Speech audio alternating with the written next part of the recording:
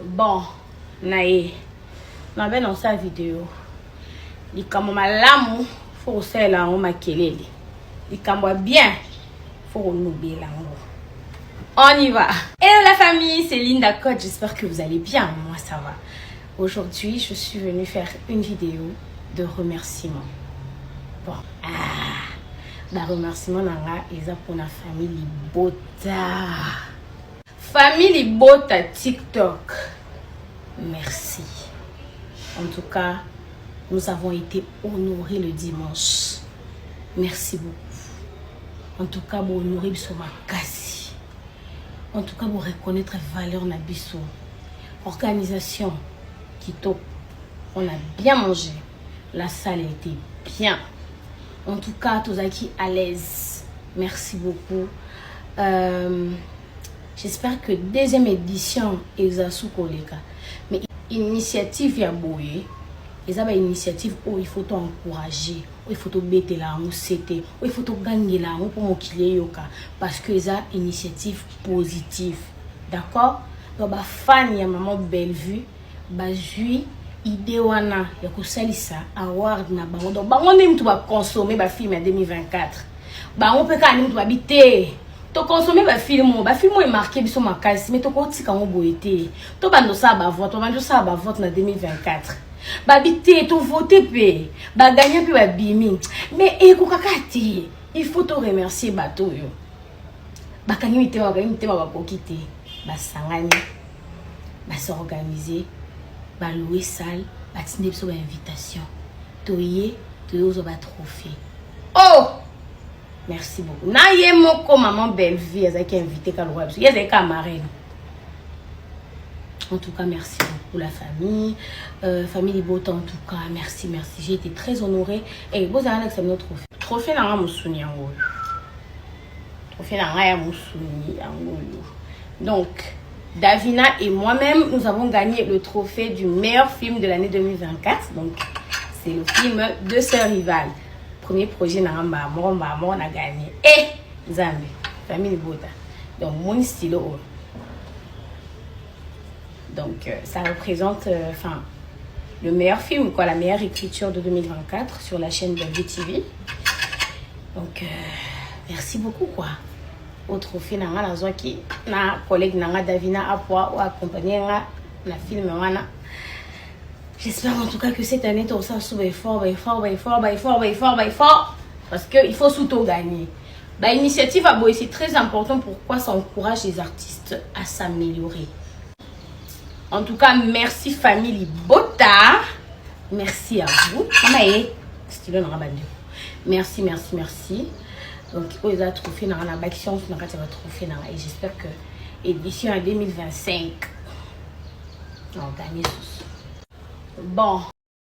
Bonjour à la grande famille de B52, la mignonne officielle. Voilà moi votre humble servante maman B52. Je suis là encore une fois de plus pour vous servir. Voilà ma grande famille Libota. De partout où vous êtes, en tout cas, que mon Dieu vous bénisse abondamment.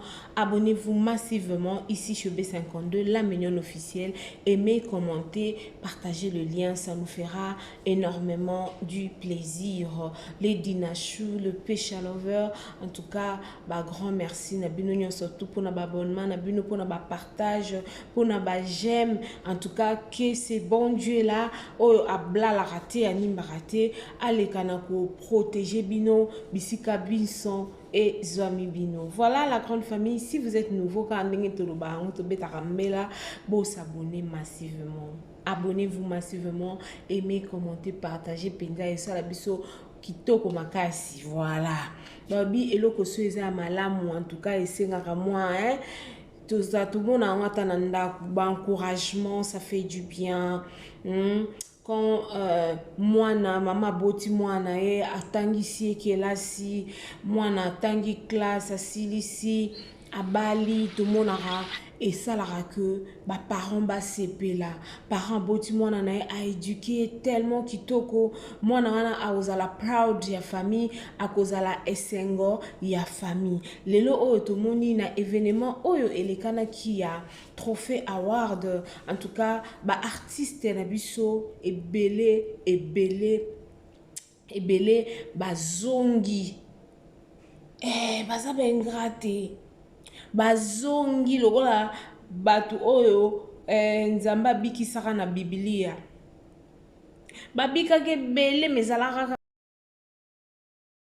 ayaka kosenga merci na bolamu oyo nzambe asalelaki ye mais tomoni na spectacle wana ezaka moko te mibale te misato te ebele baye kosenga merci na famille Libota TikTok et puis na marraine oyo azalaki marraine ya événement wana Belvie Kandi Belinda Kandi la patrona la poutine de l'écriture balobi kwanga totikela bateke mais écriture totikela yango belle vue. J'espère beaucoup tu comme na vidéo na tela ki bino na bandeli Linda Cote asengi merci na ba consommateur pe ba consommatrice ya ba film na biso o elekaka na Belle Vue télévision.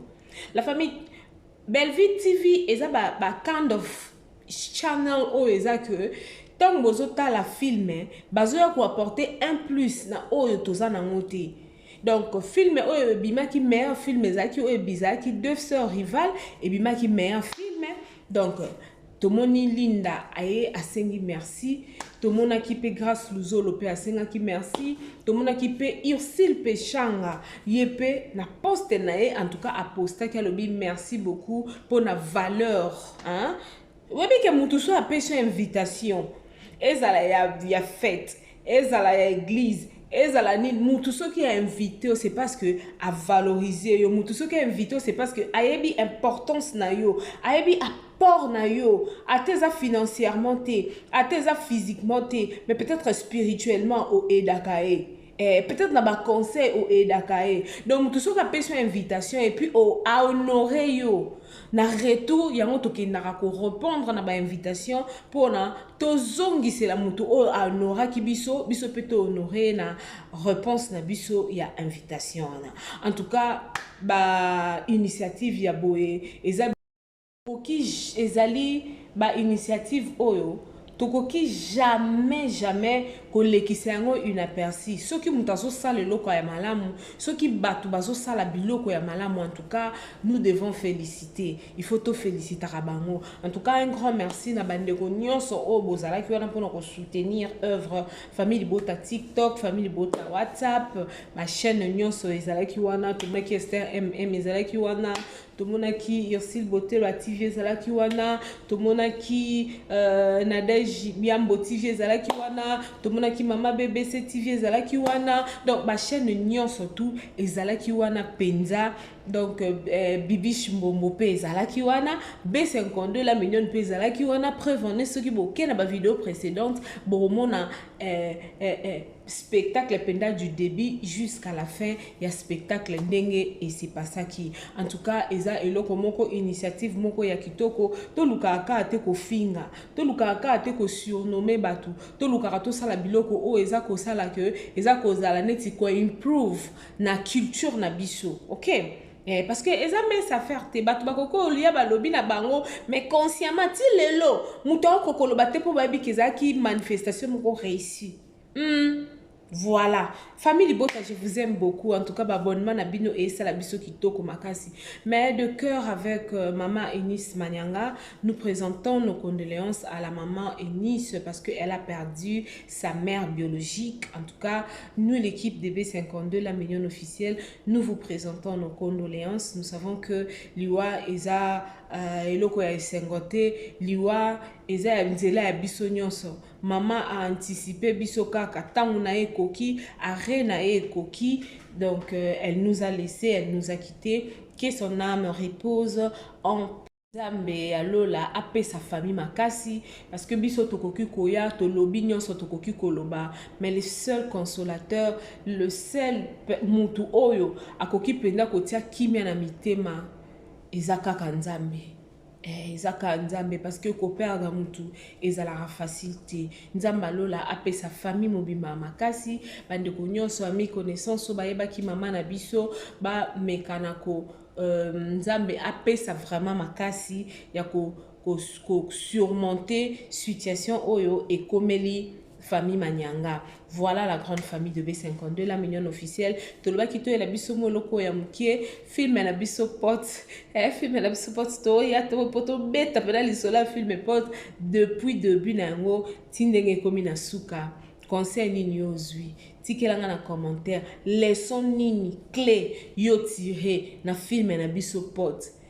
Qu'est-ce que nini o penza yo talo lobi a te filmo po na nga na retenir eloko boy parce que to koko tanga biso verset biblique yo tangi verset biblique nga na tangi verset biblique mais nga na comprendre na ndenge na nga yo po comprendre na ndenge na parce que yo mtozo landa nga tikelanga na commentaire na film o pot leçon nini o yo retenir tout au long ya film oyo ekosunga pende ko mususu oyo akoya pe kocha moi signature na ya leçon oye attiré na kati ya film na biso pot oye lekani na Bellevue télévision tomoni déjà affiche bimaki mon aîné bientôt tozozo mon aîné na biso maman wala el sarabana nzalate une mère au hasard avec elle a un grand cœur wana tabatu nyoso to tabatu bafinga wana peso bavani pena ndenga kuzwa bite moi wana malgré azara Poutine. Voilà. Merci Tolinga Bino Mingi. Nabato pe bazo finga. J'ai reçu des insultes. Insultes graves. Ezake nati na monte ya roche la bino ba audio. Mutu penda zuita na azu numéro na biso kande to tchara na CA. Non pour que peut-être que lobake mama be sengande koto lobaki balobara a te balobara b. Koto lobaki la balobara la te balobara le. Koto lobaki nous balobara nous te balobara vous. Mende bande ko bazo zwa téléphone na bango na ba mega na biso ya pasi abanzo salelo ba audio ya benjure en tout cas na nyoso tuana nazo yembela bango kaka nzembo ke chanson fétiche na biso ka oto zala nango nzela mosusu te biso tokolanda bobelese nzela na yo nanyala kisanga nzela ya solo bobele yo. Voilà, non yembe la banque nzembo et puis na suka on a pamboli bango tina 4e génération. Spectacle les amants encore totikali na yango le 29 mars bientôt jour J mois balobi ekoinda na showbiz spectacle moko tozana ngo ya musuni spectacle wana bozanga te droit d'entrée c'est $10 et $30 pour na ba place VIP c'est-à-dire VIP soza posa oza na place soza VIP osombi billet na yo eza na valeur ya $30 mais ba billet nyonso o ba biso to osomba eza na valeur ya $10. Voilà.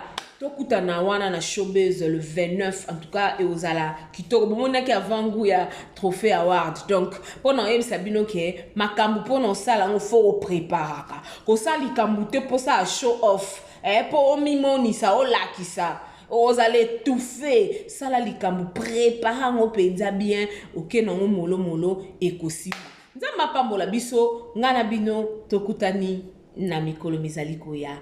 Merci beaucoup. Que hey yeah! Depuis année bande oningisi nzoto te tala occasion yango yo olata obima osepela na temple ya artiste ya grande renommée o yebana ezali showbiz yaka ko vivre pe ko fêter 7 ans ya Bellevue TV o yezali cadeau signé Bellard Production andimi à offrir bino spectacle riche en couleurs le 29 mars oyo avec ba one man show oyo ba komema bino na niveau bolingaka bon retrouver ambiance bon retrouver bon humeur oyo nanu bozwa quitté depuis début année avec ba one man show lokola décor ilonga Gladys Aïda, Maman Kalunga, Maman Moseka, Marie-Jeanne Bololé, Gesho Engange, sans oublier Yemoko Bellevue Kandi, Akozalawana, Pona Kosepelisa bino. Yo muto tuninga droit d'entrée, et ezali na $10 ya pamba,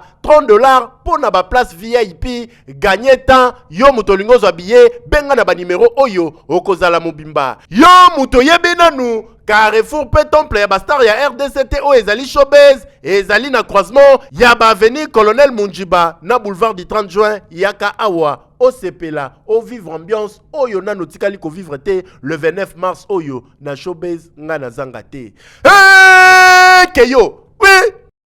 Bonjour, bonjour à tout le monde. Voilà, nous sommes là. Genève boutique online.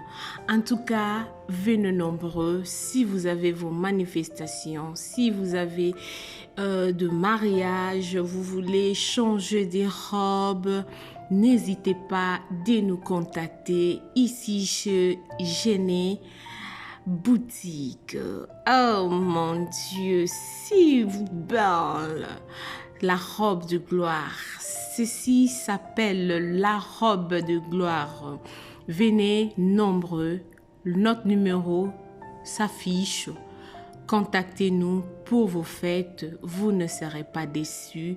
Livraison à domicile. We welcome you to come in numbers to order here to wedding dress for hire and sales.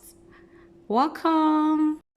nayebi te video oyo ernini ekokoma ekomela bino ezali mama Joséphine mama Zozo nayebi bino solution oyo ezali solution ya baproblème na biso baproblème na biso yango eza nini baproblème na biso yango eza baproblème ya santé eza bamaladi oyo eza kati na biso bamaladi tel que diabète tension AVC prostate, ba hernie, ba maladie wana nyonso tout oyo ezo déranger biso, ba ménopause, mutu pasi, maladie nini, épilepsie, maladie nyonso tout oyo ezo déranger ndeko na yo, oyo aza pembe na yo ezo déranger mwana na yo, oyo ya cancer, oyo ezo déranger biso, solution yango yo, na yeli yo solution, ya ba produit na biso, ya naturel, ba produit oyo ezali ba complément alimentaire, ba produit oyo ezali 100% naturel, ba produit na biso ya Occident.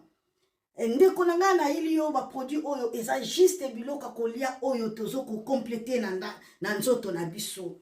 Pourquoi? Parce que monde entier, monde est déjà pollué.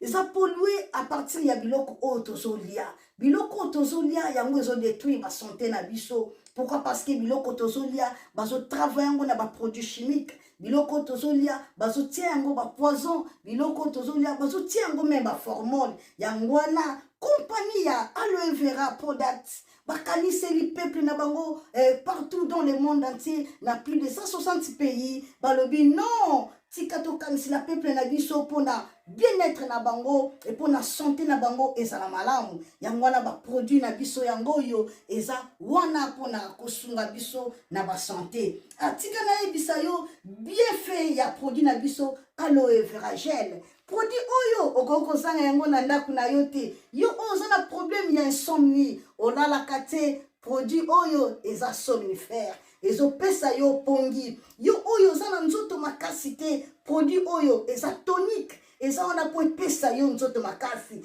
yo oyo za na ba toxine na nzoto na yo produit oyo eza détoxifiant eza ko détoxifier nzoto na yo eza ko purifier makila na yo eza ko sukula ba veine na yo produit oyo eza na ba bienfait ebele produit oyo ko soigner pour l'estomac produit oyo ko soigner pour la constipation produit oyo eza produit moko eza ko sunga système immunitaire na biso yangwana ndeko yo ko zanga ba produit oyo te pour la santé na yo santé eza na prix te santé eza na prix te yangwana somba produit oyo soki omilingaka pe olingi libota na yo olingi mobali na yo olingi bana na yo te okoko sanga produit oyo te yango na yo ko présenter yo produit ya aloe vera gel yango soko olingi kozwa yango lolenge nini contactez Maman Joséphine la plus 44 79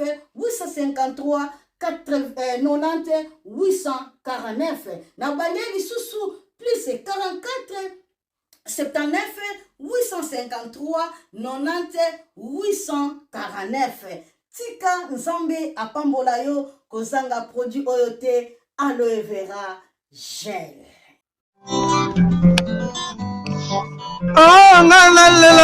nalela la mignonne botikanga nalela bébé oh nalela kina sala mignonne bongoli yango 0 lobezalaki na 10 oyo bongoli yango na 1 yango ozopesa posa kozongisanga bebe na mbuma basala bashose kaka mpona bavoiture te